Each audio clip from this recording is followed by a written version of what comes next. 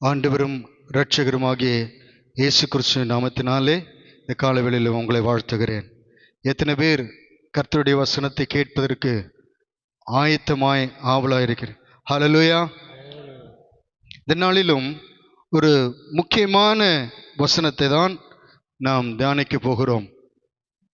திருத்துவத்திலே மூன்றாம் நபராயிருக்கிறவர் யார்? பரிசுத்த ஆவியானவர்.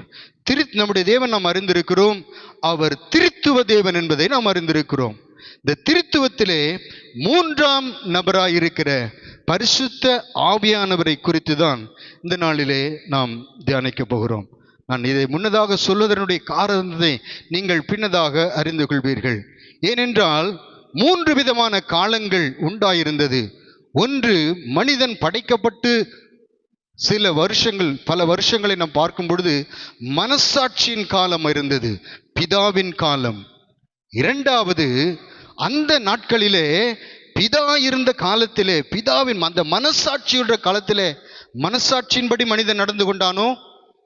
6ஆம் அதிகாரத்திலே நாம் பார்க்கிறோம், மனுஷருடைய கேடாக மாறினதினாலே மனுக்குலத்தையே அழிப்பேன், விசனமுள்ளவனானார் என்று ஆண்டவரை குறித்து சொல்லப்பட்டப்போ பிதாவின் காலத்திலே பிதாவை அறிந்து கொள்ளவில்லை.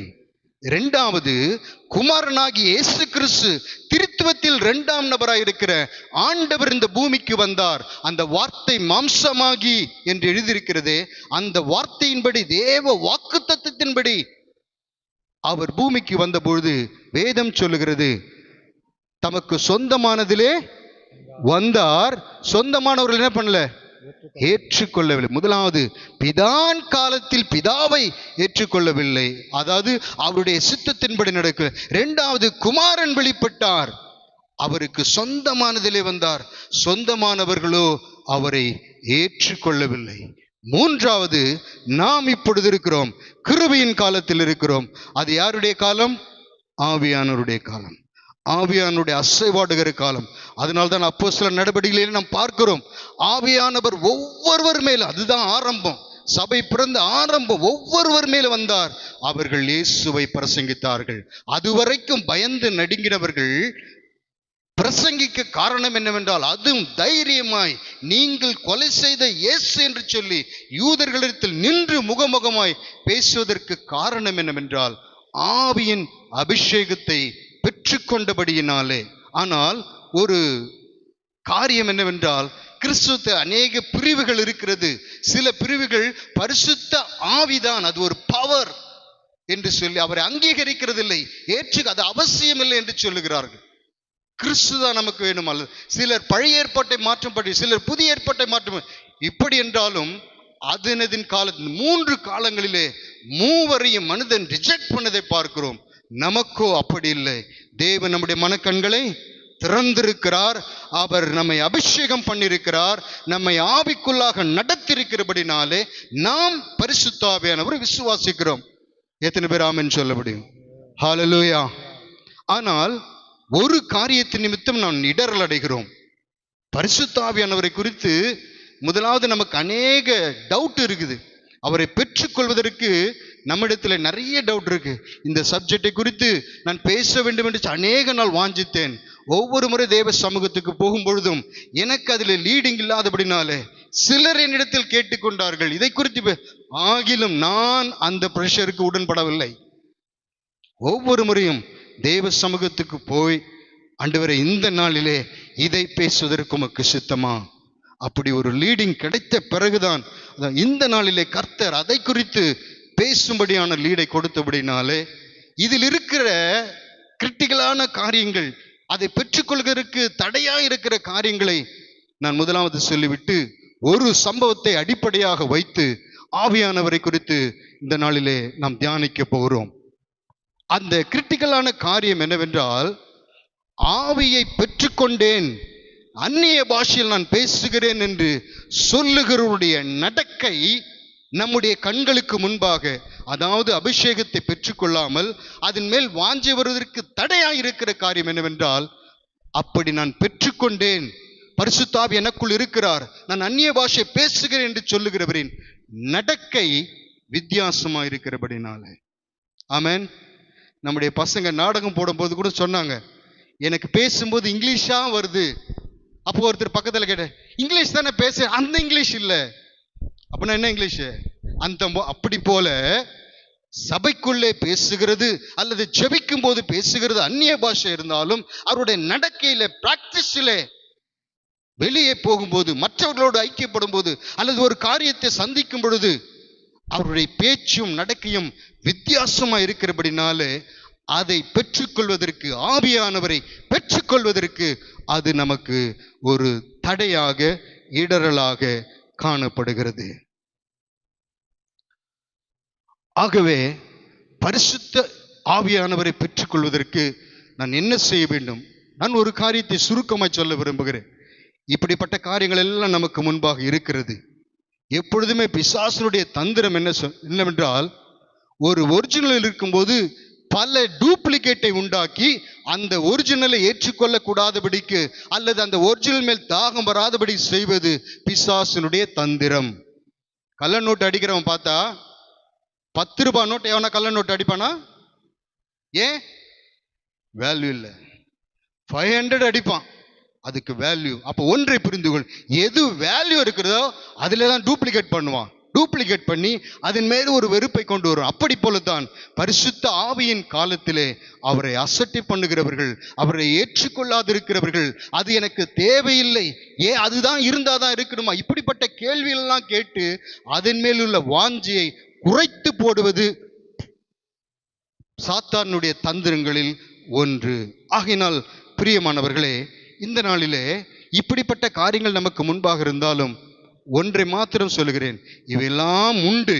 இவை எல்லாவற்றிலும் நீங்கள் அதை தூர தூக்கி ஓரமாக, இந்த காரியங்கள் எல்லாம் இருக்கிறது, இப்படி பண்றாங்களே, இப்படி பண்றாங்களே, இப்படி பேசுறாங்க, ஆனா இப்படி நடந்துக்கிறாங்களே என்ற காரியங்கள் எல்லாம் உண்டு, நான் இல்லை என்று சொல்லவில்லை.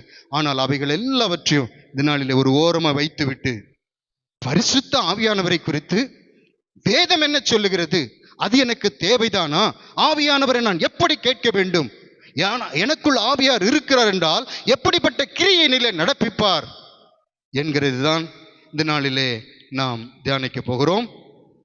உங்கள் மனதை ஒருமுகப்படுத்தி வசனத்தை நோக்கி பார்க்கும்படியாக உங்களை கேட்கிறேன்.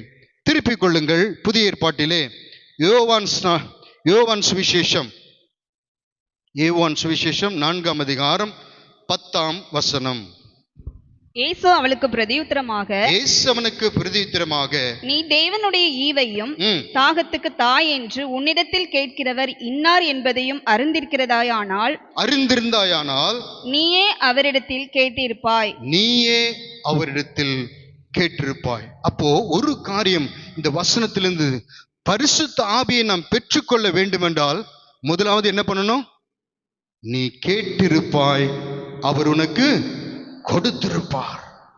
அப்ப இந்த ஜீவ தண்ணீரை நான் பெற்றுக்கொள்ள வேண்டுமானால் ஆண்டவர் ஒன்றை என்னிடத்தில் எதிர்பார்க்கிறார், நீ கேட்டிருப்பாய், அவர் உனக்கு கொடுத்திருப்பார்.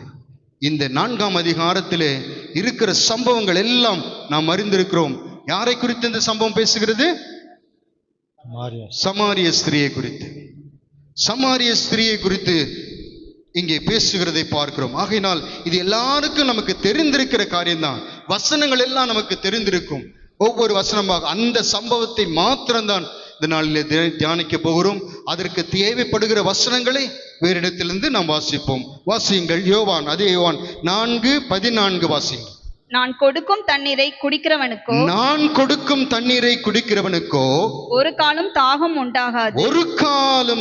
உண்டாகாது. நான் அவனுக்கும் கொடுக்கும் தண்ணீர் அவனுக்குள்ளே நித்திய ஜீவ காலமாய் ஊறுகிற நீரூற்றாய் இருக்கும் என்றார். ஆமென். இங்கே பார்க்கிறோம், பரிசுத்த ஆவியானவர் நமக்குள்ளே வரும் பொழுது நம் உள்ளத்திலே ஒரு காரியம் அங்கு நடப்புகிறது. என்னவென்றால் அவருடைய உள்ளத்திலிருந்து ஊற்றாக அவர் புறப்படுகிறதை பார்க்கிறோம். ஆகையினால் தான் இதே யோவான் 7:38 பாருங்க, என்னை விசுவாசிக்கிற உள்ளத்திலிருந்து ஜீவ தண்ணீருள்ள நதிகள் ஓடும் என்றார். அப்போ இந்த ஜீவ தண்ணீர், என் உள்ளத்திலிருந்து ஜீவ தண்ணீர் ஓட வேண்டும் என்றால் அதற்கு முன்பாக நான் செய்ய வேண்டியது, நான் இயேசுவினிடத்தில் வர வேண்டும்.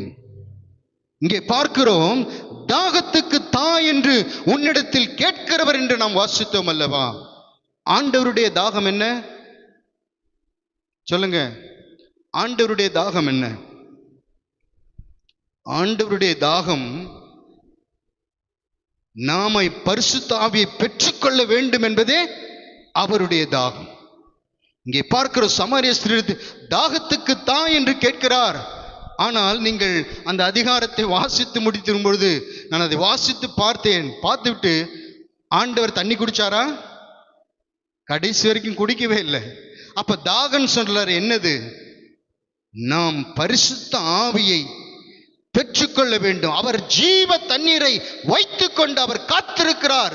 வேதம் சொல்லுகிறது, உங்களுக்கு இறங்கும்படி உங்களுக்காக அவர் காத்திருக்கிறார் என்று எழுதியிருக்கிறது. ஆண்டவர் ஆவலோடு காத்து கொண்டிருக்கிறார். கடைசி வரைக்கும் அவர் தண்ணீர் தாகமா இருக்கு, தாகத்துக்கு தா என்று கேட்டாரே, அவர் கடைசி வரைக்கும் அந்த குடத்திலிருந்து தண்ணீர் மொண்டு குடிக்கவே இல்லை. நீங்க வாசித்து பாருங்க. அப்ப ஏன் தாகம் என்று கேட்டாள்? அவளுக்கு தாகம் உண்டாகும்படி. அதுதான் நமக்கும் படுறார். நமக்கு பரிசுத்த ஆவியை பெற்றுக்கொள்ள வேண்டும் என்கிற தாகம் உண்டாகாதல் இருந்தால் ஆண்டவரை நாம் என்ன செய்கிறோம் என்றால், அவர் இளைப்படைந்தவராய் என்று வேதம் சொல்லுகிறது. இளைப்படைந்தவராய் அந்த கிணற்றின் அருகே உட்கார்ந்தார் என்று எழுதியிருக்கிறது.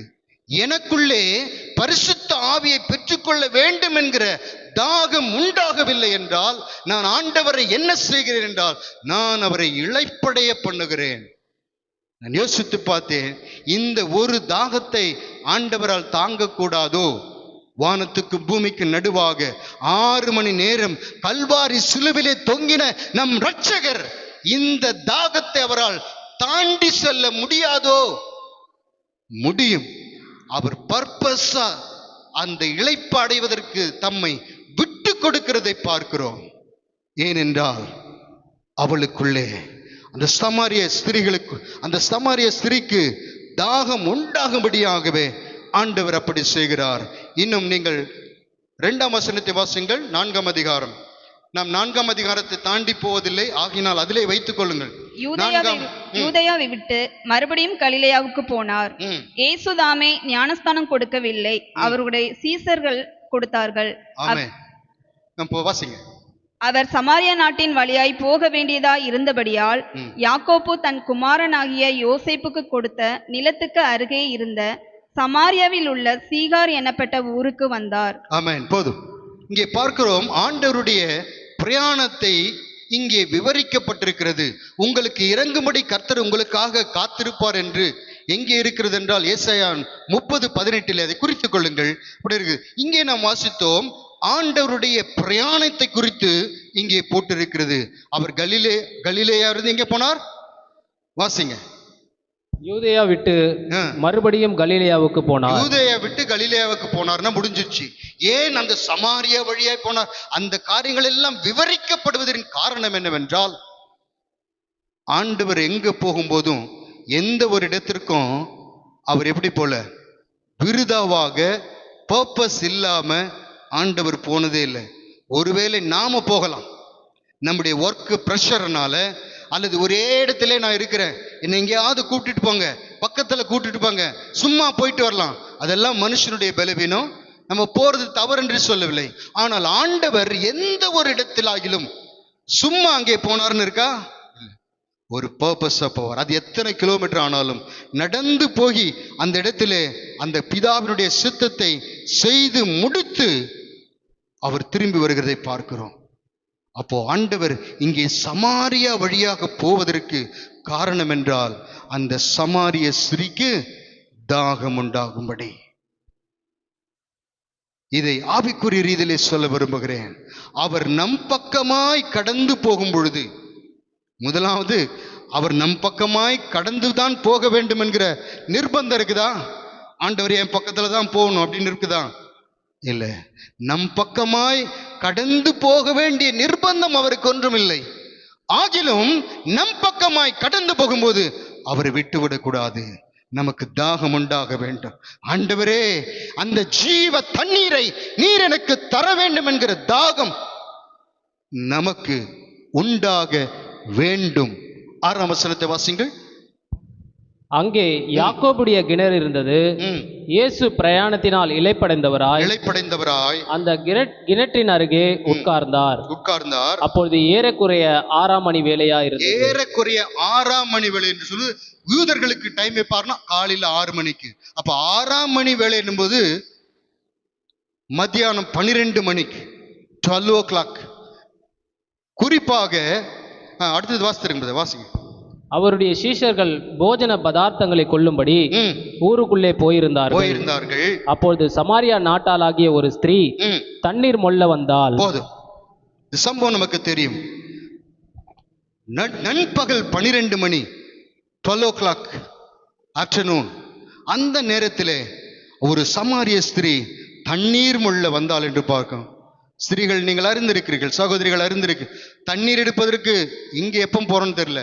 ஊர்லலாம் எப்போ போவாங்க? காலையில். ஒன்று காலையில் கிணறு இருக்கும்போது காலையில், அல்ல அடிப்பம்பு இருக்கும்போது ஊரில் ஒரு இடத்துல இருக்கும், அங்கே போய் காலையில் அடிச்சுட்டு வருவாங்க, அல்லது சாயங்காலம் அடிச்சுட்டு. ஆனால் இந்த ஸ்திரீயானவள் எத்தனை மணிக்கு போகிறா கிணற்றுக்கு? 12 மணிக்கு. இதனுடைய காரியம் என்னவென்றால், அதாவது காலை வேளையிலும் மாலை வேளையிலும் போனால் இவளை ஏற்றுக்கொள்ள மாட்டார்கள். ஏனென்றால் இவளுடைய நடக்கையை நாம் அறிந்திருக்கிறோம். மொத்தத்தில் இவள் எப்படிப்பட்டவள் என்றால் ஒதுக்கப்பட்டவள். இவளுடைய வாழ்க்கையின் நிலை சரியில்லாதபடினாலே இவர் பகலிலே காலையிலே போக முடியாது, சாயங்காலத்திலே போக முடியாது. யாரும் இல்லாத நேரத்திலே அங்கே போகும்பொழுது ஆண்டவர் எல்லாவற்றையும் முன் அறிந்து என்ன செய்கிறார்? முதலாவதாகவே தம்முடைய சீஷரை எங்க அனுப்பினார்? ஊருக்கு அனுப்புகிறார். ஏன்? நீங்க வசனம் வாசிக்கும் போது இப்படி கேட்டு வாசி. ஏன் அனுப்பினார் ஆண்டவர்? சிறு பிள்ளையை அவரிடத்தில் கொண்டு வந்த போது சீஷர்கள் என்ன பண்ணாங்க? அதட்டினார்கள். யூத ரத்தம் புறஜாதியுடனே கலக்கக்கூடாது. இந்த சமாரிய ஸ்திரியை அவர்கள் சீஷர்கள் இருந்தால் அதட்டி இருப்பார்கள், ஆண்டவரிடத்தில் நெருங்க விடாமல் பண்ணியிருப்பார்கள். இதை தேவன் முன்னதாக அறிந்து அந்த சமாரிய பட்டணத்தை யூதர்கள் வழக்கமாக அப்படி போக மாட்டார்கள், ஏனால் சம்பந்தம் கலக்க மாட்டார்கள். அவர்கள் சுற்றி போக வேண்டியிருந்தாலும் ஆண்டவர் அந்த வழியாக போய் அவளுக்கு தாகத்தை உண்டாக்கி அவளை சந்திக்கும்படியாக, அவளோடு பர்சனலாக பேசும்படி ஆண்டவர் விரும்புகிறார். இந்த காலைவெளியிலும் நீங்கள் ஒரு சிறு கூட்டத்தில் இருக்கலாம், ஆனால் உங்கள் ஒவ்வொருவரோடும் தனிப்பட்ட விதத்திலே ஆண்டவர் இடைப்பட விரும்புகிறார். ஹல்லேலூயா. ஒரு சமாரிய ஸ்திரீக்கு அவளை சந்திப்பதற்கு எந்தெந்த காரியங்கள் தடையா இருக்கும் என்பதை ஆண்டவர் அறிவார். ஆகையினால் எல்லா தடைகளையும் நீக்கிவிட்டு என்னோடு தனித்து பேசு. ஏனென்றால் அவளுக்கு தாகம் உண்டாக வேண்டும். ஜீவ தண்ணீரை வைத்துக் கொண்டு அவளுக்கு இறங்கும்படி, எல்லாராலும் ஒதுக்கப்பட்டு ஊராரால் ஒதுக்கப்பட்டவளுக்காக இறங்கும்படி தேவன் அங்கே காத்திருக்கிறார். காத்திருந்து 9ஆம் வசனத்தை வாசிங்கள். யூதர்கள் சமாரியருடனே சம்பந்த களவாது அடியால் சமாரியா ஸ்திரீ அவரை ஒரு நிமிஷம், யோவான் 21:5 மட்டும் வாசிங்க, அப்புறம் வாசிங்க. இயேசு அவர்களை நோக்கி, பிள்ளைகளே, புசிக்கிறதற்கு ஏதாகிலும் உங்களிடத்தில் உண்டா என்றார். போதும், இந்த சம்பவம் நமக்கு தெரியும். நமக்கு சமயம் இல்லாதபடினா சுருக்கமா சொல்லுவேன். இயேசு உயிர்த்தெழுந்த ஆண்டவர் கரையில இருந்து கொண்டு மீன் பிடித்து ஒன்றும் இல்லாமல் வருகிற அவர்களை பார்த்து, பிள்ளைகளே, புசிக்கிறதற்கு ஏதாகிலும் உண்டா அப்படின்னா ஆண்டவருக்கு பசி எடுத்து கேட்கிறாரா, அல்லது அவர்களுடைய பசியை தீர்க்கும்படி கேட்கிறாரா? சொல்லுங்க. அவர்களுடைய பசி. யாருக்கு பசி? அங்க அவங்களுக்கு. ஆண்டவர் உயிர்த்தெழுந்த அவருக்கு பசி கிடையாது. பிள்ளைகளே, புசிப்பதற்கு ஏதாகிலும் உண்டா அப்படின்றால் அவர்களுக்கு ஆண்டவர் ஆயத்தப்படுத்தி வருகிறார். மீனை கறி நெருப்பு மூட்டி ஆயத்தப்பட்டிருக்கிறது. அவருக்கு பசி அல்ல. வேண்டுமென்றால் அவர் எடுத்து சாப்பிட்டு இருப்பார். அவருக்கு பசி அல்ல, அவர்களுடைய பசியை போக்கும்படி.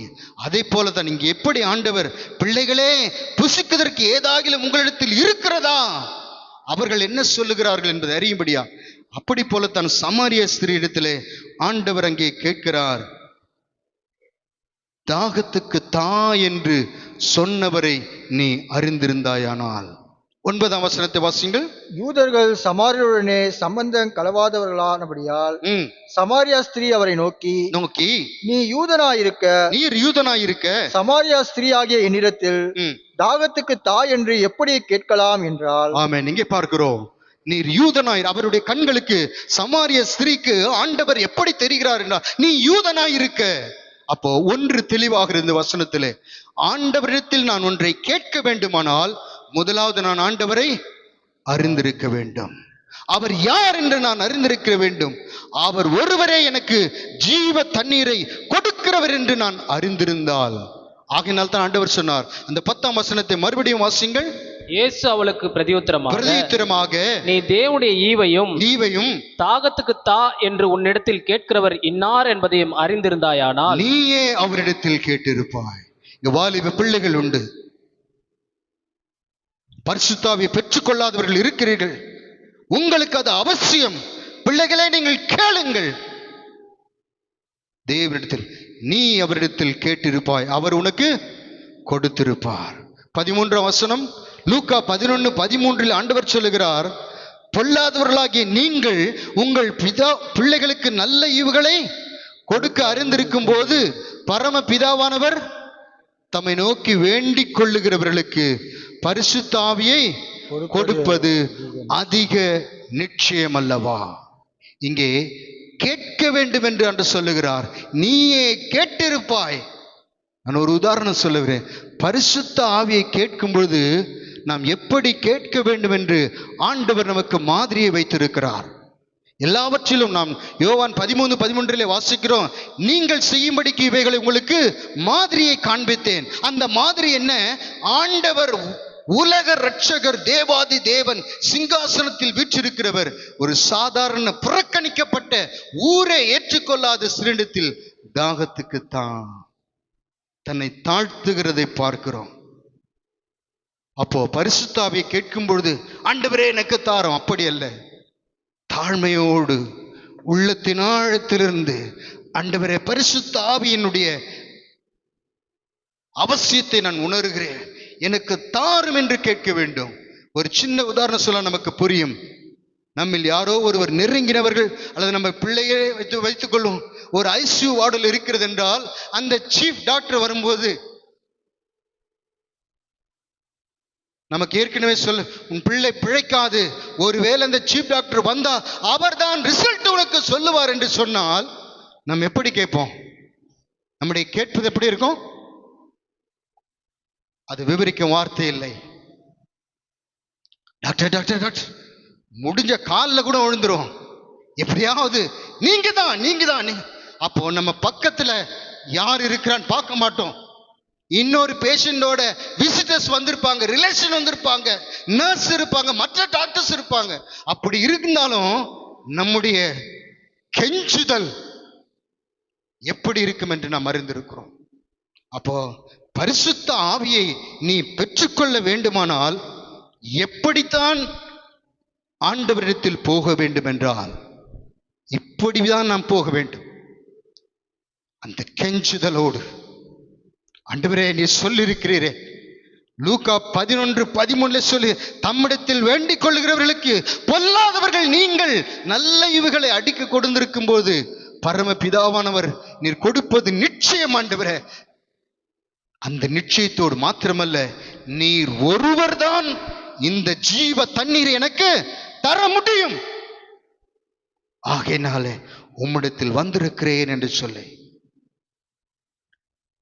ஆண்டவரிடத்திலே இப்படிதான் நாம் பரிசுத்த ஆவியை நாம் பெற்றுக்கொள்ளாத இருக்கிறது. காரணம் என்னென்றால் நாம் இன்னும் கேட்க வேண்டிய விதமாய் அதனுடைய அவசியத்தை உணராதவர்களாய் இருக்கிறதுனால தான் நாம் இன்னும் பெற்றுக்கொள்ளாமல் இருக்கிறோம். பரிசுத்த ஆவி ஒருவனுக்குள் வரும் என்றால் என்ன நடக்கும்? வாசிங்கள், ஆண்டவருக்குள்ள என்ன நடந்தது என்று பாருங்கள். லூக்கா 4:1 வாசிங்கள். லூக்கா 4:1. இயேசு பரிசுத்த ஆவினாலே நிறைந்தவராய் யோர்தானை விட்டு திரும்பி ஆவியானவராலே வனாந்திரத்திற்கு கொண்டு போகப்பட்டு, பரிசுத்த ஆவியினாலே நிரப்பப்படும் பொழுதுதான் ஆவியானவருடைய நடத்துதல் நம்முடைய வாழ்க்கையிலே உண்டாகும். நம் தடுமாற மாற்றோம். நம்முடைய வழிகளிலே நம் தடுமாற்றம் இருக்காது. இயேசுவுக்கு தடுமாற்றம் இல்லை. பிதாவானவர் செய்ய குமாரன் காண்கிறது எதுவோ என்று எழுதியிருக்கிறது.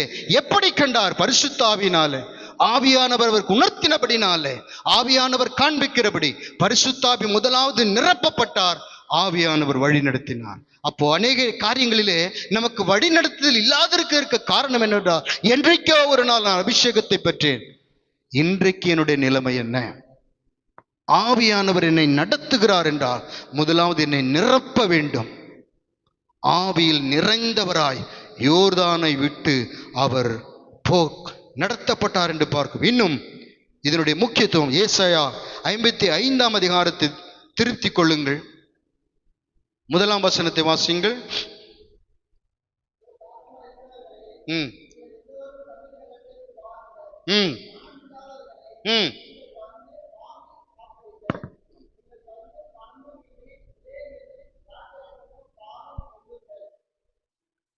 இங்கே பார்க்கிறோம், பணம் இல்லாதவர்களே.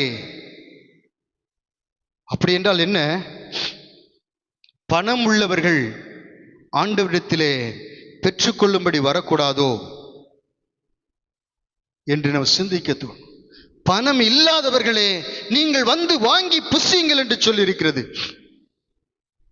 அப்படி என்றால் என்ன? பரிசுத்த ஆவியை பெற்றுக்கொள்வதற்கு வேறே ஆப்ஷன் இல்லை. ஆண்டவரிடத்தில் தான் வர வேண்டும். ஆண்டவரே, நான் பைபிள் காலேஜில் PhD முடிச்சு டிகிரி வச்சிருக்கிறேன், என்னை ஒரு தொட்டு விட்டுரு ஆண்டவரே, 2 மணிக்கு எனக்கு பஸ் இருக்குது. அப்படி அல்ல. அல்லது நான் இன்னாருடைய பிள்ளை, நான் இப்படி வளர்ந்தவன், அப்படி எதுவும் அங்கு செல்லாது.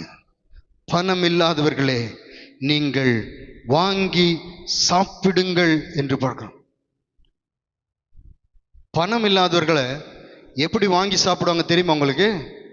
பார்த்துருப்பீங்க. பணம் இல்லாதவர்கள் எப்படி வாங்கி சாப்பிடுவாங்க?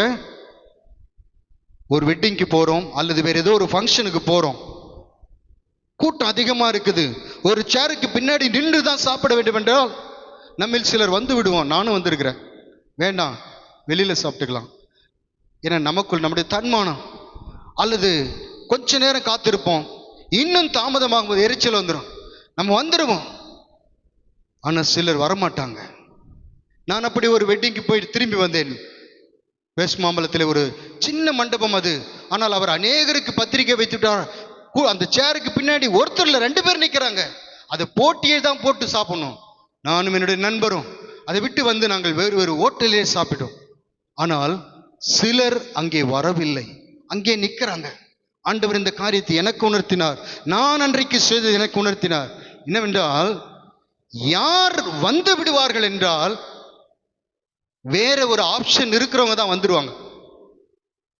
எனக்கு சாப்பிடுவதற்கு அந்த கல்யாண மண்டபத்திலோ அந்த ஃபங்க்ஷனிலோ எனக்கு கிடைக்கலனாலும் பரவாயில்ல, நான் போற பாதையில ஹோட்டலில் சாப்பிடுவேன், அல்லது வீட்டில் சாப்பிடுவேன், அல்லது இன்னொரு இடத்துல சாப்பிடுவேன் என்கிற ஆப்ஷன் இருக்கிறவர்கள் தான் வந்து விடுவார்கள். இங்கே சொல்லப்பட்டிருக்கிறது, பணம் இல்லாதவர்களே. அப்போ சிலர் அந்த பந்தியில இலையை போட்டு தண்ணி தெளிச்சாலும் அங்க அப்பதான் சாப்பாடு காலி ஆயிடுச்சு. ஆகிலும் அவர்கள் உட்கார்ந்து, அநேகர் எழுந்து வெளியே வந்து விடுவார்கள், சிலர் மாத்திரம் உட்கார்ந்து இருப்பார்கள். ஏனென்றால் அவர்களுக்கு இதை விட்டா ஆப்ஷன் இல்லை, இதை விட்டு ஆப்ஷன் இல்லை. வெளியில போய் வாங்கி சாப்பிடுறதுக்கு திராணி இல்லை. அதுதான் அந்த அர்த்தம் தான் ஆண்டவர் சொல்றார், பணம் இல்லாதவர்களே. அப்படி என்றால் இதற்கு தேவனிடத்திலே வந்து இன்னும் தாழ்த்தி சொல்ல வேண்டுமானால் பெக் பண்ணி தான் ஆண்டவர்கிட்ட ஆகணும். இதுக்கு ஒண்ணுத்துக்கு மாத்திரம் ஆண்டவர் இப்படிதான் வைத்திருக்கிறார், மற்ற எல்லாவற்றுக்கும் கூட கொடுக்கப்படும் என்று சொன்னார். ஆவியானவருக்கு அப்படி சொல்லவில்லை. வந்து கேட்டு, நீயே கேட்டிருப்பாய், அவர் உனக்கு கொடுத்திருப்பார். அப்ப கேட்கிற விதம் எப்படி என்றால், பணம் இல்லாதவன் எப்படி அவனுக்கு ஒரு ஆப்ஷன் இல்லையோ அவன் காத்திருப்பான். ஆகையினால் தான் ஆண்டவர் உயிர்த்தெழுந்த பிற்பாடு ஊதி பரிசுத்த ஆவியை பெற்றுக்கொள்ளுங்க என்று சொன்னார். பெற்றுக்கொண்டார்களா? சொல்லுங்க. ஊதி பரிசுத்த ஆவியை பெற்றுக்கொள்ளுங்கன்னு சொன்னார். பெற்றுக்கொண்டார்களா? வாசிக்கலையோ? சொல்லுங்க, ஒருத்தராவது சொல்லுங்க. பெற்றுக்கொண்டாங்களா இல்லையா? இல்ல. ஊதி பெற்றுக்கொள்ள சொன்னா பெற்றுக்கொள்ள. அப்ப ஏன் ஆண்டவர் ஊதினாரு? காத்திரு, அதுக்கு ஆயத்தப்படுத்துறார். அதற்கு பிற்பாடு அவர்கள் திரும்பி வந்து ஆண்டவர் எடுத்துக்கொள்ளப்பட்டார். அவர்கள் திரும்பி வந்து காத்திருந்த போது அங்க பணம் இல்லாதவன் அந்த சமையல் ரெடியாகிற வரைக்கும் காத்திருப்பான், கொடுக்கப்படும் வரைக்கும் காத்திருப்பான். ஆண்டவர் சொல்கிறார், பணம் இல்லாதவர்களே நீங்கள் வந்து வாங்கி சாப்பிடுங்கள். அப்படி என்றால் இந்த ஜீவ தண்ணீரை பெற்றுக்கொள்வதற்கு வேறே ஆப்ஷன் இல்லை, வேறே வழி இல்லை. ஆண்டவரிடத்தில் தான் வர வேண்டும், தாகத்தோடு வர வேண்டும். அவரிடத்தில் இப்படிப்பட்ட சிந்தையோடு தான் நாம் கேட்க வேண்டும், பெருமையோடு அல்ல. பணம் இல்லாதவர்களே நீங்கள் வந்து காத்திருங்கள், நீங்கள் வந்து வாங்கி சாப்பிடுங்கள் என்று பாருங்கள். இன்னும் ஒருவன் தன்னை தாழ்த்துகிறதை பார். 1 சாமுவேலின் புஸ்தகம் 21ஆம் அதிகாரம் முதல் வசனத்தை வாசிங்கள்.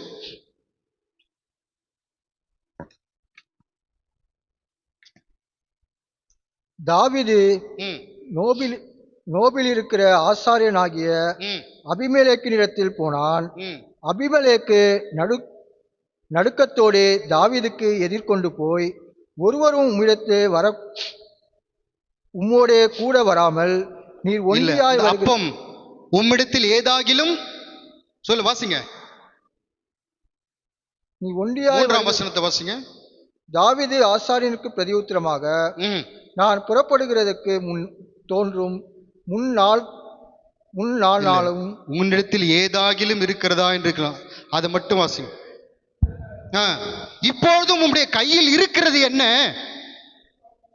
5 அப்பமா போதும், என்னவாகிலும் போதும், 5 அப்பமாகிலும் என்னவாகிலும். சவுலுக்கு பின்பதாக ராஜாவாக போகிற தாவீது ஒரு ஆசானிடத்தில் போய் எப்படி கேட்கிறான் என்றால், ஒரு 5 அப்பம் இருக்குதா? அப்படி கேட்கல, 5 அப்பமாகிலும் ஏதாகிலும். இதை நம்ம யாரிடத்தில் இப்படி கேட்போம் என்றால், நம்முடைய சொந்த வீட்டிலே தான் கேட்போம். எனக்கு பசிக்குது, ஏதாகிலும் இருக்கிறதா? தாழ்த்துகிறான். அவன் ராஜாவாக போகிறான். அடுத்தது அவன் தான் ராஜா. அவன் தன்னை தாழ்த்த வேண்டிய அவசியம் இல்லை. ஆகிலும் அங்கே தாழ்த்துகிறதை பார்க்கிறோம். 5 அப்பமாகிலும் ஏதாகிலும். அப்ப ஆண்டவரிடத்தில் வரும் பொழுது, ஆண்டவரே நீர் என்னை நிரப்பும் வரைக்கும், என் தாகம் தீர்க்கப்படும் வரைக்கும் உம்முடைய சமூகத்தை விட்டு நான் போக மாட்டேன். தன்னை தாழ்த்தி அவரிடத்தில். ஏன் இதை இப்படி தாழ்த்தி பெற்றுக்கொள்ள வேண்டும் என்றால், வேதம் சொல்லுகிறது, அந்த தண்ணீர் எங்கே இருந்து புறப்பட்டு வருது? தேவனுடைய நகரத்தை சந்தோஷிப்பிக்கிறது என்று எழுதியிருக்கிறது. ஒரு சங்கீதம் 46:3 என்று நினைக்கிறேன். ஒரு நதியுண்டு. 4ஆம் வசனம் வாசிங்க. சங்கீதம் 46:4.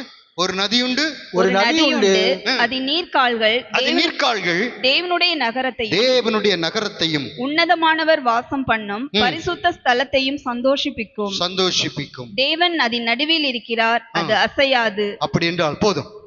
இந்த நதி, இந்த ஜீவ நதி எதுக்கென்றால், இந்த பூமியில காணப்படுகிற எல்லா நதியும் போய் சேருகிற இடம் எங்கே? கடல். இந்த ஜீவ நதி எங்கே போய் சேர்கிறது என்றால், அது பரலோகத்தை சந்தோஷிப்பிக்க, அங்கதான் போய் சேர்கிறது. அப்போ நான் பரலோகத்தில் போய் சேர வேண்டும் என்றால் எனக்குள்ள என்ன வேண்டும்? வெறும் அந்நிய பாஷைக்கு மாத்திரமல்ல, அந்நிய பாஷை பேசணும், நல்லது, அது பக்தி விருத்தி உண்டாக்கும். ஆனால் அது மாத்திரமல்ல, இந்த உலகத்திலே இருந்து நம்மை வழிநடத்துவார். எப்படி இயேசு பரிசுத்த ஆவியினால் நிறைந்து வழிநடத்தப்பட்டார், அப்படி போலவே நம்மையும் இந்த பூமியிலே வழிநடத்துவார். முடிவிலே அது போய் சேருகிற இடம் எது என்றால் பரலோகம். ஹல்லேலூயா. அப்ப எனக்கு பரிசுத்த ஆவி முக்கியம் தானா? பரிசுத்த அபிஷேகம் முக்கியம் தானா?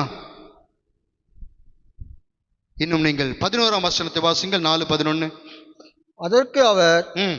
அதற்கு அந்த ஸ்திரீ, ஆண்டவரே, மொண்டு கொள்ளும் இடத்தில் பாத்திரம் இல்லையே, கிணறும் ஆழமாயிருக்கிறதே, பின்ன எங்கே இருந்து உமக்கு ஜீவ தண்ணீர் உண்டாகும்? முதல்ல இவ என்ன சொன்னா?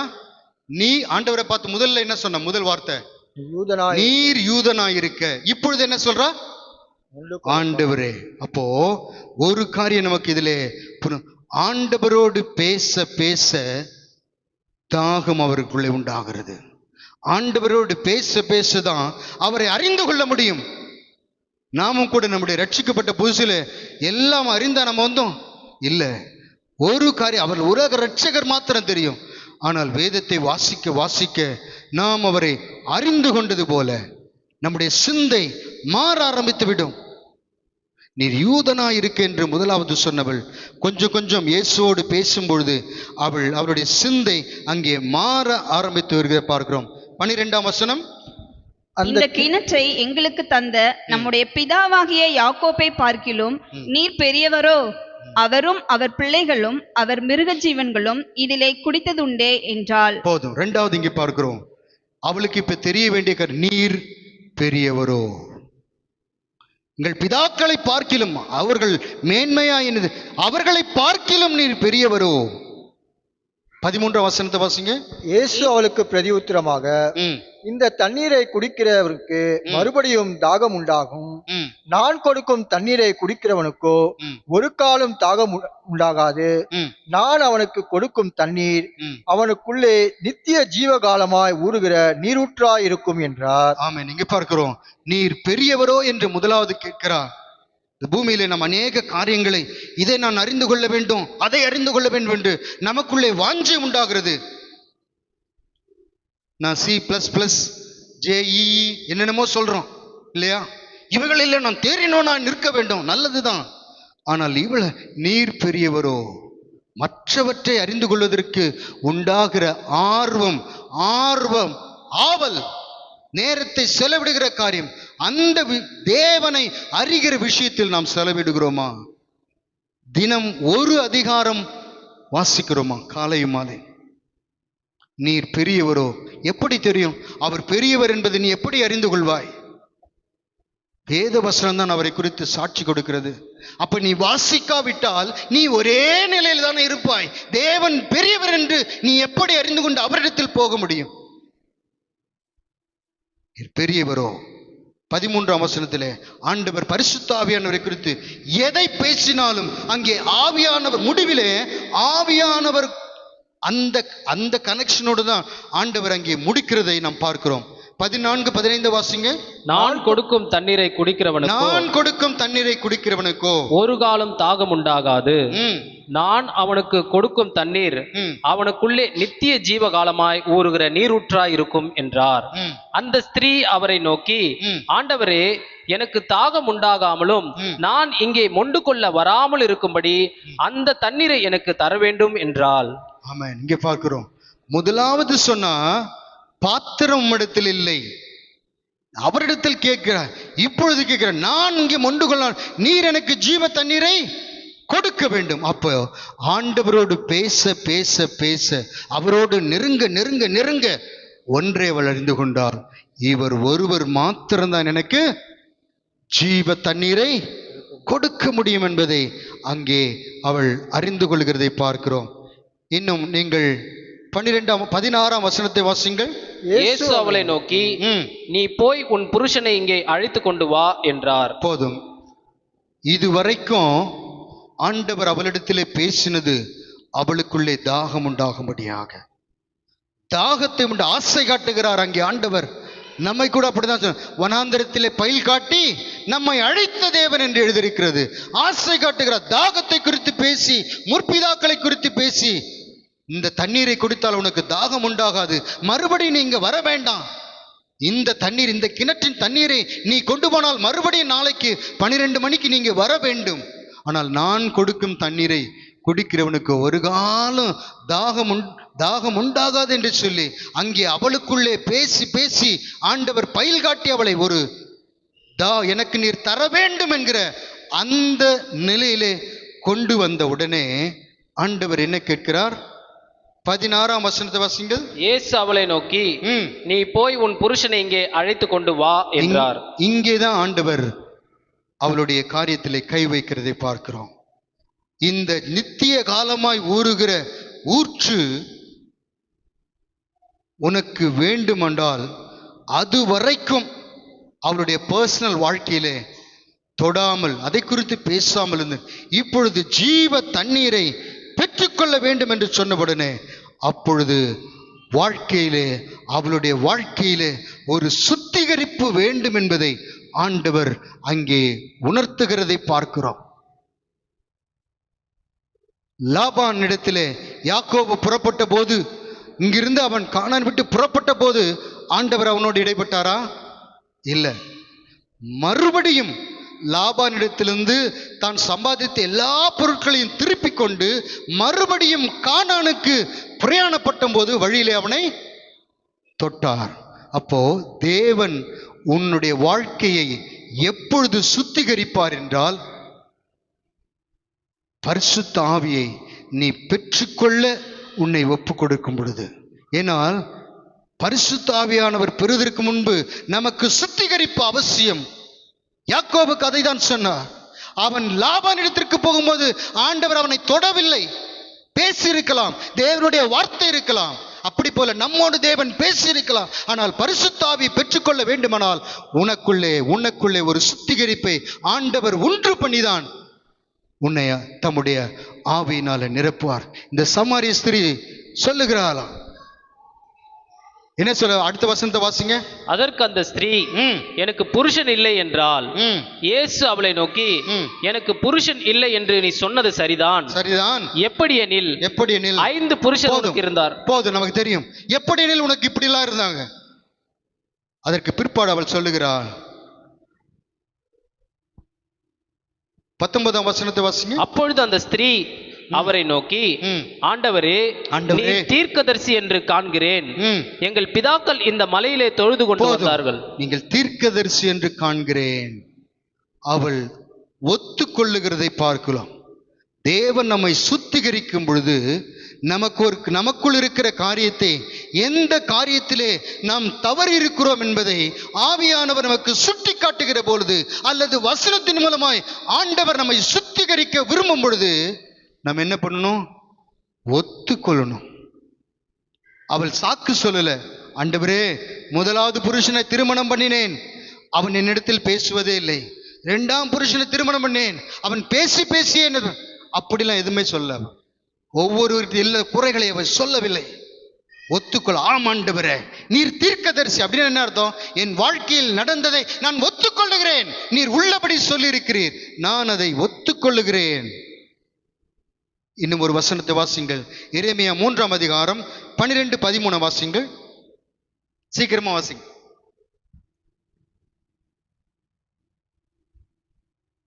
நீ போய் வடதிசையை நோக்கி. எரேமியா 3:12. நீ போய் வடதிசையை நோக்கி கூற வேண்டிய வார்த்தைகள் என்னவென்றால், சீர்கெட்ட இஸ்ரவேலே, திரும்பு என்று கர்த்தர் சொல்லுகிறார். நான் உங்கள் மேல் என் கோபத்தை இறங்க பண்ணுவதில்லை. நான் கிருபை உள்ளவர் என்று கர்த்தர் சொல்லுகிறார். நான் என்றென்றைக்கும் கோபம் வைக்க மாட்டேன். 13ஆம் வசனத்தின் கடைசி வார்த்தை வாசிங்கள். செவிகொடாமற் போன நீ என் சத்தத்தை செவிகொடாமற் போனதையும் ஒத்துக்கொள் என்று கர்த்தர் சொல்லுகிறார். ஆமென். இந்த காலவெளியில் ஆண்டவர் அதான் சொல்லு, நீ ஒத்துக்கொள். உள்ளதை, எந்த காரியத்திலே நாம் சிக்கொண்டிருக்கிறோமோ அல்லது பரிசுத்த ஆவியை பெற்றுக்கொள்வதற்கு எது நமக்கு தடையா இருக்கிறதோ, ஆண்டவர் சொல்ல, இவளுக்கு தடையதான். உள்ளதை ஒத்துக்கொண்டாள். அந்த சமாரிய ஸ்திரீ தன் காரியத்தை ஒத்துக்கொண்டாள். அவள் நியாயப்படுத்த அவளுக்கு சமயம் இருந்திருக்கலாம். இல்லாண்டவர் இப்படிதான், அதனால்தான் நான் இப்படிதான் அப்படி அவள் தன் காரியத்தை அங்கே நியாயப்படுத்தாமல் உள்ளதை உள்ளபடி அங்கே ஒத்துக்கொள்ளுகிறதை பார்க்கிறோம். இன்னும் எசேக்கியேல் 47:3 வாசிங்கள். இன்னும் 2 வசனம் தான் முடிச்சிடலாம். 47, எசேக்கியேல் 47:3. அந்த புருஷன் தமது கையில் நூலை பிடித்துக் கொண்டு கிழக்கே புறப்படுகையில் 1000 முழம் அளந்து என்னை தண்ணீரை கடக்க பண்ணினார். தண்ணீர் கணுக்கால் அளவாயிருந்தது. போதும். இந்த வார்த்தை நமக்கு நன்றாயிருந்தது. கணுக்கால் அளவு, முழங்கால் அளவு, நீச்சல் ஆழம், இந்த காரியத்தை நாம் அறிந்திருக்கிறோம். இதில் ஒரே ஒரு வார்த்தை மாற்றம், நாம் அறியாத ஒரு காரியத்தை தெரிந்து கொள்ளும்படி உங்களுக்கு சொல்ல விரும்புகிறேன். என்னவென்றால், அங்கே கணுக்கால் அளவு கணுக்கால் அளவிலே இருக்கும் பொழுது சரீரம் எப்படி தெரியும்? முழுசா தெரியும். முழங்கால் வரும்பொழுது சரீரம் எப்ப தெரியும்? பாதி தெரியும். இன்னும் இடுப்பளவு வரும்போது, சுருக்கமா சொன்னா, தண்ணீரின் அளவு இன்க்ரீஸ் ஆக மாம்சத்தின் அளவு டிக்ரீஸ் ஆகும். இதுதான் ஆவிக்குரிய சத்தியம். யார் ஒருவர் எனக்கு ஏன் பரிசுத்த ஆவி வேண்டும் என்று கேட்கிற உங்களுக்கு ஆவியானவர் சொல்லுகிறது, ஜீவ தண்ணீர் உன் வாழ்க்கையிலே பெருக பெருக, அபிஷேகம் பெருக பெருக உன் மாம்சத்தின் அளவு குறைந்து போகும். ஏன் ஐயா மாம்சத்தின் காரியம் வெளிப்படுகிறது, டக்குன்னு ஏன் வருது? தண்ணீரின் அளவு கம்மியா இருக்கு, கணுக்கால் தான் இருக்குது, அபிஷேகம் இருக்குது, கணுக்கால் அளவு. அப்ப மாம்சம் ஃபுல்லா தெரியுது. நம்முடைய மாம்சம் தெரியுதுன்னா மாம்சத்தின் கிரியை. தண்ணீரின் அளவு, ஜீவ தண்ணீரின் அளவு யாருக்குள்ளே தினம் தினம் தினம் தினம் நிரப்பப்படுகிற ஒரு அனுபவத்தில் இருக்கிறோமோ, அந்த மாம்சம் கொஞ்சம் கொஞ்சமா எப்படி கணுக்கால் அளவு, முழங்கால் அளவு, இடுப்பளவு, நீச்சல் ஆழம் தெரியவே தெரியாது. ஏனோக்கு தேவனோடு சஞ்சரித்தான், காணப்படாமற் போனான். உலகத்தில் அவன் காணப்படவில்லை. அப்படின்னா உலகத்தின் காரியம் காணப்படவில்லை. அப்படி போல அபிஷேகம், ஜீவ தண்ணீர் என்கிற நதி உன் வாழ்க்கையில பாய்ந்தோடுமானால் உன் மாம்சத்தின் கிரிகை அது மட்டுப்பட்டு போகும். டே பை டே அது ஒரு நாளிலே அது முற்றிலுமாக தேவனை சார்ந்து கொள்ளு. அது நீச்சல் ஆழம். இன்னும் ஆண்டவர் அபிஷேகத்தை கொடுத்து என்ன செய்ய விரும்புகிறார்? அபிஷேகம் கொடுப்பதற்கு முன்பு என்ன செய்ய விரும்புகிறார்? ஏசாயா 1:6 வாசியுங்கள். ஏசாயா 1:6. உங்களால் தொடங்கி உச்சந்தலை மட்டும் அதிலே, உள்ளங்கால் தொடங்கி உச்சந்தலை மட்டும் அதிலே சுகமே இல்லை. அது காயமும் வீக்கமும் நொதிக்கிற ரணமும் உள்ளது. நொதிக்கிற ரணமுமா இருக்கிறது. அது சீழ்பிதுக்கப்படாமலும் கட்டப்படாமலும் எண்ணெயினால் ஆற்றப்படாமலும் இருக்கிறது. ஆமென். இங்கே பார்க்கிறோம், நம்முடைய காரியம் சீழ்பிதுக்கப்பட வேண்டும். சீழ்பிதுக்கும் போது எப்படி இருக்கும்? ஜாலியா இருக்குமா? வலி தாங்க முடியாது. டாக்டர் ஊசி போடும்போதே நம்ம என்ன சொல்றோம்? மருந்து இருந்தா கொடுத்துருங்க, அப்படியே நான் முழுங்கிடுறேன். அப்போ சீழ்பிதுக்கப்படும் பொழுது வலி உண்டாகும். பிரியமானவர்களே, டாக்டர் யாருக்கு அதிக நேரம் எடுத்துக்கொள்வார் என்றால், யாருக்கு காயம் அதிகமா இருக்கிறதோ. இந்த காலவெளியிலும் நீங்கள் சொல்ல, எல்லாரை பார்க்கலாம் நான் மிகவும் காயப்பட்டிருக்கிறேன், எனக்குண்டான காயம் யாருக்கும் இல்லை என்று சொல்லுகிறவர், உங்கள் அடிக்காயங்களை ஆற்றும்படியாகத்தான் ஆவியானவர் உங்களோடு இடைப்பட்டுக் கொண்டிருக்கிறார். சீழ்பிதுக்கப்பட வேண்டும். சீழ்பிதுக்கப்பட்டு எண்ணெயினாலே அது ஆற்றப்பட வேண்டும். எண்ணெயினால் ஆற்றப்படுவதற்கு முன்பதாக அந்த ப்ராசஸ் ஒன்று உண்டு. அது சீழ்பிதுக்கப்பட வேண்டும். ஏனென்றால் அது பிதுக்கப்படாமல் எண்ணெயினால் ஆற்ற முடியாது. அப்போ நமக்குள்ளே இருக்கிற சீழான காரியங்கள் என்ன என்று நமக்கே தெரியும். அந்த சமாரிய, நமக்கு டைம் இல்லை வசனத்தை வாசிக்க, அந்த சமாரிய ஸ்திரீ கடைசியிலே கொடுத்த வைத்து விட்டு போனாள் என்று எழுதியிருக்கிறது. இருக்கிறதா? இதனுடைய அர்த்தம் என்ன?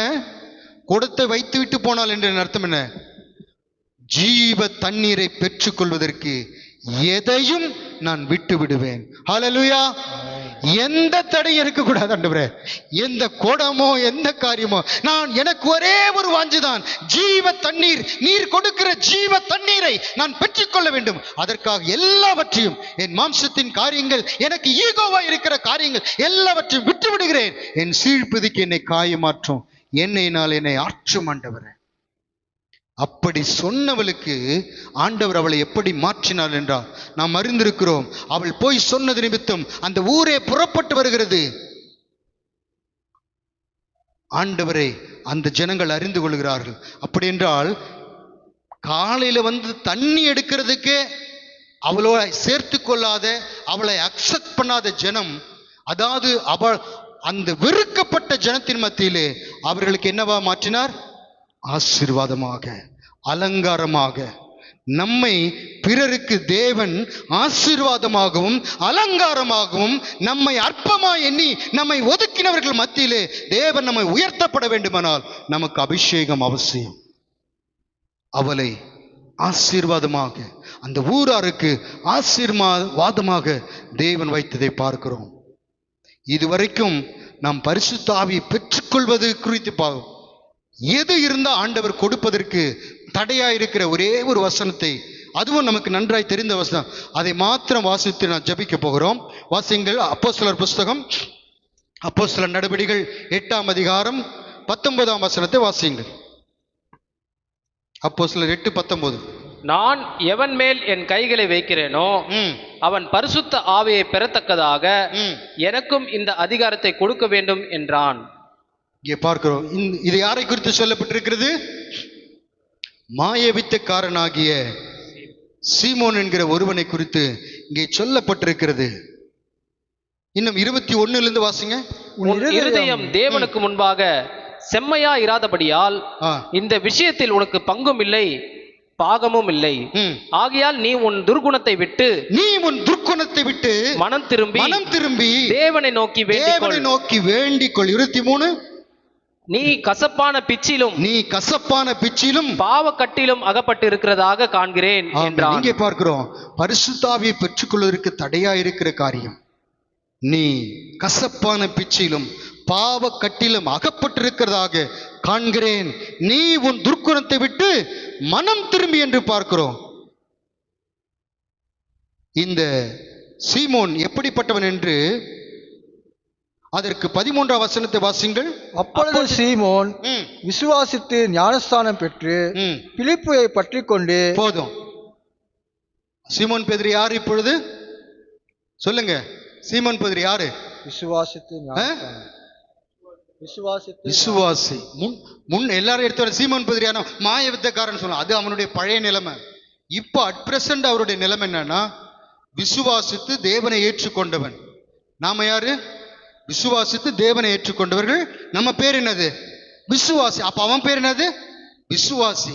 அந்த விசுவாசி என்று சொல்லப்பட்டனுடைய இருதயத்தின் நிலைமையைத்தான் பரிசுத்த ஆவியானவர் பேதுருவை கொண்டு இங்கே சொல்லுகிறதை பார். பரிசுத்த ஆவியை பெற்றுக்கொள்ள வேண்டும் என்கிற வாஞ்சை அவனுக்கு இருந்தது. அவன் பிலிப்பினுடைய உபதேசத்தை பற்றி கொண்டான் என்றால் ஆராதனைக்கு எல்லாம் கரெக்டா வராது, அதுதான் பற்றி கொள்றது. அப்படி வந்தவனுக்குள்ளே இருக்கிற அலங்கோலத்தை தான் இங்கே சொல்லப்பட்டிருக்கிறது. நீ பாவ பிச்சிலும் கசப்பிலும் துர்க்குணத்தை விட்டு நீ திரும்பு. அப்போ பரிசுத்த ஆவி, இதுவரைக்கும் நாம் பார்த்தோம், தாகம் உண்டாகும், நீ கேள், நீ அவரிடத்தில் கேட்டிருப்பாய், அவர் உனக்கு கொடுத்திருப்பார் என்று பெற்றுக்கொள்கிறதை பார்க்கிறோம். பெற்றுக்கொள்கிறதுக்கு தடை என்னன்னா, இதுதான் தடை. பரிசுத்த ஆவியானவரை நான் இன்னும் என்றைக்கே ஒரு நாள் என்னை நிரப்பினார். அநேக முன்னாடி மாதிரி ஆண்டவர் என்னை உணர்த்துறதில்லை அப்படின்னா விட்டுட்டார்னு அர்த்தம், அந்த சென்ஸ் போயிடுச்சுன்னு அர்த்தம். இன்றைக்கு என்றைக்கோ பெற்ற அபிஷேகத்தை அல்ல, இன்றைக்கு நான் எப்படி இருக்கிறேன். ஜீவ தண்ணீரின் அளவு இன்க்ரீஸ் ஆக மாம்சத்தின் அளவு கம்மியாகும். யாவர் எழும்போம், ஒரு 5 நிமிடம் அல்லது 3 நிமிடம் நாம் கர்த்தரிடத்தில் செபிக்க போகிறோம். கர்த்தரிடத்தில் நாம் செபிக்க போகிறோம். யாவர் எழும்பி நிற்போம். பைபிள் ஒன்றும் கையில் இல்லாமல் நாம் எழுந்து நிற்போம். ஒரு 2 நிமிஷம், 2 அல்லது 3 நிமிஷத்தில் நம்ம ஆராதனை முடிக்க போகிறோம். ஹல்லேலூயா, ஹல்லேலூயா, ஹல்லேலூயா. நீங்கள் எப்படி கேட்க போகிறீர்கள்? தாவீது போய் கேட்கிறான், தான் ராஜாவாய் ஆக போகிறவனா இருந்தோம் 5 அப்பமாகிலும் தன்னை தாழ்த்துகிறதை பாரு, ஏதாகிலும் உம்மிடத்தில் இருக்கிறதோ என்று அவன் அங்கே பிரிசிஜி பார்த்திருந்தால் அவன் கேட்டுட்டு இருக்க மாட்டான். ஆண்டவராக இயேசு கிறிஸ்து நமக்கு மாதிரி, எப்படி ஜீவ தண்ணீரை கேட்க வேண்டும் என்று நமக்கு மாதிரியை அங்கே வைத்திருக்கிறதை பார்க்கிறோம். யாவரும் ஒருமுகப்பட்டு ஹல்லேலூயா, ஹல்லேலூயா. ஆண்டவரே, இயேசு கேட்கிறார், சமாரிய ஸ்திரீயிடத்தில் தாகத்துக்கு தா. ஹல்லேலூயா. நீங்கள் எப்படி கேட்க போகிறீர்கள்? ஹல்லேலூயா, ஹல்லேலூயா, ஹல்லேலூயா. இந்த இடத்துல நான் கண்ணீர் விட்டு கதறி தேவ சமூகத்தில் கேட்டால் என்னை பக்கத்தில் பார்ப்பார்கள் என்று வெட்கப்படுகிறோமோ? ஹல்லேலூயா, ஹல்லேலூயா, ஹல்லேலூயா, ஹல்லேலூயா, ஹல்லேலூயா, ஹல்லேலூயா. ஆண்டவர் சொல்லுகிறார், நீ வெட்கப்படாதே, உன் பக்கத்தில் இருக்கிற எந்த காரியத்தையும் நீர் பார்க்காதே. ஹல்லேலூயா, ஹல்லேலூயா. தேவனிடத்தில் கேட்போம். எல்லாரும் கேளுங்க. ஆண்டவரே, ஹல்லேலூயா, ஹல்லேலூயா. பரிசுத்த ஆவியினுடைய அபிஷேகத்தை இதுவரைக்கும் நான் அநேகரை குறித்து இடரல் அடைந்தேன் ஆண்டவரே, அதனுடைய மகத்துவத்தை நான் அறியாமல். அல்லேலூயா. இப்பொழுது நான் அறிந்து கொண்டேன், அதன் அவசியத்தை அறிந்து கொண்டேன். பிரதானமாக ஆவியானுடைய ஜீவ தண்ணீரின் அளவு அதிகமாக அதிகமாக என் மாம்சத்தின் அளவு குறைந்து போகிறதை நான் அறிந்து கொண்டேன். அல்லேலூயா. இன்னும் என் மாம்சம் துடிக்கிறதோ, ஆவி என்னிடத்திலே ஊற்றும் ஆண்டவரே, ஜீவ தண்ணீரை ஊற்றும் ஆண்டவரே. ஹல்லேலூயா, ஹல்லேலூயா, ஹல்லேலூயா, ஹல்லேலூயா, ஹல்லேலூயா. தீப்போல இறங்கணுமே, அக்கினாவாய் பதியணுமே, கொடும் காற்றாய் வீசணுமே, ஆத்மநதியாய் ஒழுகணுமே. தீப்போல இறங்கணுமே, அக்கினாவாய் பதியணுமே, கொடும் காற்றாய் வீசணுமே, ஆத்மநதியாய் ஒழுகணுமே. சீனாய் மலைமுகலோ ஒரு தீச்சாலை நான் காணு, சீனாய் மலைமுகலோ ஒரு தீச்சாலை நான் காணு.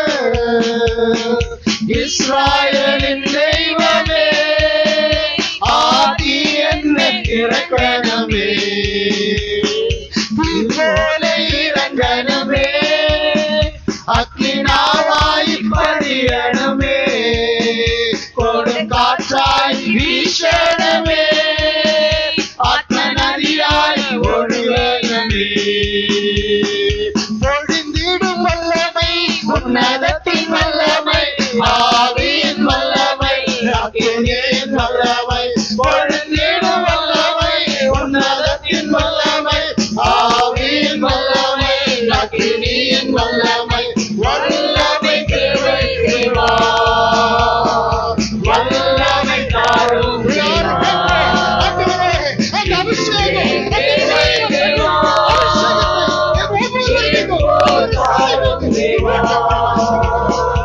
இங்கே தேவை தேவா, இப்போ தாரும் தேவா. உன்னதத்தின் வல்லமை, ஆவியின் வல்லமை, அக்கினியின் வல்லமை. பொழுதே